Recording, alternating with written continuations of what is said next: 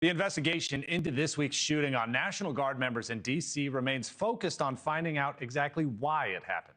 One of the guardsmen was killed. The other remains hospitalized in critical condition after that shooting on Wednesday, which authorities say was a targeted attack on the National Guard. Let's go to national correspondent Mills Hayes live in Washington with the latest. Mills, where does this investigation now stand?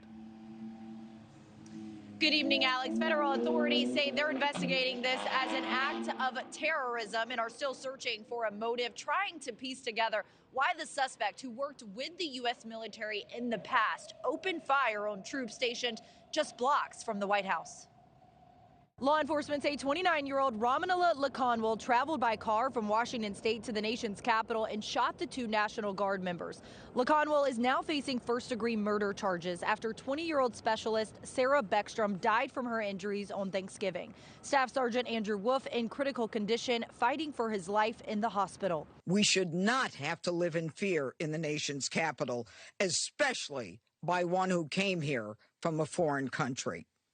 Through a process that was so absurd that he came through and released into this country, as many were, knowing virtually nothing about his vetting. Lakanwal came into the United States in 2021 through Biden's Operation Allies Welcome when the U.S. military withdrew from Afghanistan. Lakanwal worked alongside U.S. forces in the CIA, a part of their Zero units. Human rights groups say these units were known for their secrecy and alleged brutality and often labeled as death squads. Investigators are reportedly looking into if PTSD was a possible factor. Lakanwal applied for asylum in 2024, which was granted in April of this year by the Trump administration. Mourners are paying their respects to the fallen and wounded guardsmen at several vigils, one in Sarah Beckstrom's hometown of Webster Springs, West Virginia, another at a makeshift memorial where the shooting took place, with people getting emotional as they dropped off flowers and cards. The American people support our National Guard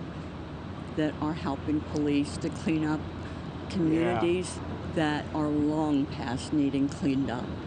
And the sacrifices they make to do that. I just hope that the National Guard are able to return home to their families. I don't personally see the need why they need to be here. We have more police agencies, I think, than anywhere else in the country. For U.S. Army Specialist Sarah Beckstrom, who passed away on Thursday. A moment of silence also held before today's college football game between West Virginia and Texas Tech. President Trump has ordered 500 more troops to come to D.C. after the attack. And new today, Homeland Security says the day before the D.C. shooting, another man who came in after the U.S. withdrawal from Afghanistan was arrested after the agency says he posted a TikTok threatening to build a bomb and target Fort Worth. Mohammed Dawood Alakaze has been charged at the state level with making terroristic threats. Currently, there's no known connection between the two incidents, Alex.